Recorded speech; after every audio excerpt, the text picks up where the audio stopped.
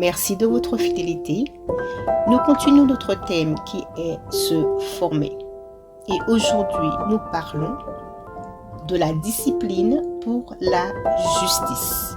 Notre thème principal se trouve dans le livre Hébreux, chapitre 12, verset 11. Certes, sur le moment, une correction ne semble pas être un sujet de joie, mais plutôt une cause de tristesse. Mais par la suite, elle a pour fruit, chez ceux qui ont ainsi été formés, une vie juste, vécue dans la paix.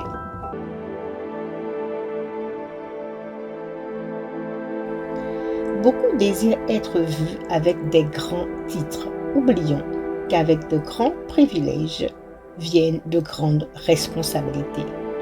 Marvin était un croyant sporadique depuis 2 ans. Il était studieux dans les moments difficiles, mais revenait rapidement à ses anciennes habitudes lorsque tout allait bien. Ses amis ont toujours insisté pour qu'il devienne un croyant dévoué, mais leurs conseils sont souvent tombés dans les oreilles sourdes. Un jour, lorsqu'il conduisait, il a perdu le contrôle de son véhicule et s'est écrasé contre un arbre. Marvin était immobilisé pendant des mois à l'hôpital. Pendant cette période, sans distraction extérieure, il a réévalué sa marche avec le Seigneur, s'est repenti et a consacré sa nouvelle vie au Seigneur. Aujourd'hui, complètement guéri, il témoigne. J'étais souvent sorti et je considérais la grâce de la vie comme acquise. Ce jour-là, j'ai vu ma vue disparaître comme une fumée, comme de la vapeur. Je n'ai pensé qu'à une chose. Seigneur, si tu me donnes une autre occasion, je marcherai droit et je parlerai de toi aux autres. J'ai appris que la vie est un cadeau, mais ce cadeau a une date d'expiration. Profitez-en au maximum et glorifiez Dieu avec ce don très précieux.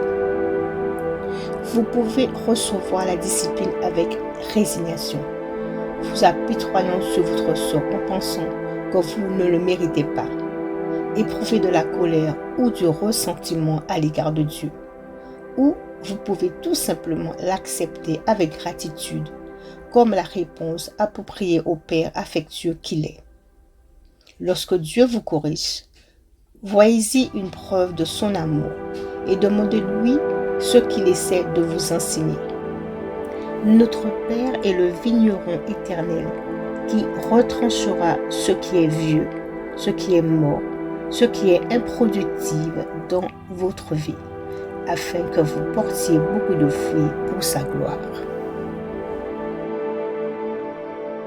Prions ensemble afin que nous nous disciplinions pour la justice. Père céleste, pardonne-moi de faire parfois des choses à ma manière. Jésus, tu es mon exemple parfait d'obéissance totale.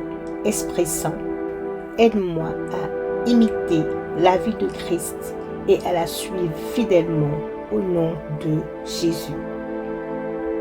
Père céleste, merci pour la grâce extraordinaire envers moi. Donne-moi un esprit qui puisse apprendre et un cœur disposé à me soumettre à ta correction à chaque fois au nom de Jésus. Père céleste, je ne regrette pas et je ne prends pas ta discipline à la légère. J'apprends à tirer les leçons de mes erreurs et à la mise à l'épreuve qui découle de la correction par la discipline. Je ne méprise pas tes réprimandes, car tu corriges ceux que tu aimes, comme un père corrige le fils en qui il prend plaisir. Et voici les références pour notre texte. Jacques chapitre 3 versets 17 à 18. 1 Pierre chapitre 1 verset 6. Et voici notre section pensée hebdomadaire. Cette portion de notre Good Word est là pour nous aider à nous examiner, à nous repositionner dans notre marche avec notre Seigneur. Voici la première question. Suivez-vous toujours les préceptes de Dieu?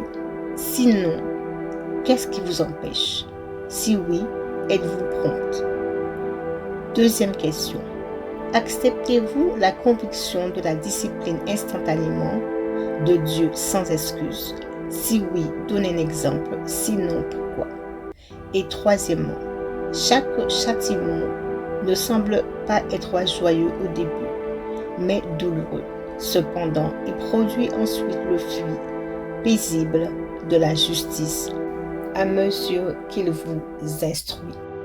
Avant de terminer notre lecture du Good Word de cette semaine, je voudrais te lancer une invitation. Connais-tu le Seigneur? Est-il ton Seigneur et ton Sauveur personnel?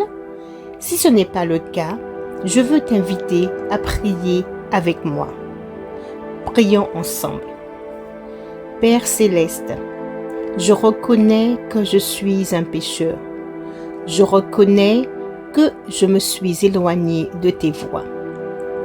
Selon le livre de Romains, chapitre 10, verset 9, qui dit que si je confesse de ma bouche le Seigneur Jésus, et si je crois dans mon cœur que toi, Dieu, tu l'as ressuscité d'entre les morts, je serai sauvé. Je confesse le Seigneur Jésus de ma bouche et je crois dans mon cœur que toi, Dieu, tu l'as ressuscité d'entre les morts. Merci Père Céleste, car je reçois maintenant ton Esprit Saint qui vient habiter en moi et me conduit chaque jour.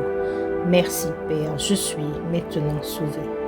Bienvenue à toi mon frère et ma sœur dans le royaume de Dieu. Et ainsi se termine notre Good Word de cette semaine. Je vais vous inviter à vous abonner à la chaîne si vous ne l'avez pas encore fait, à aimer la vidéo et à laisser un commentaire. Soyez bénis, merci de votre fidélité et passez une très bonne semaine. À bientôt!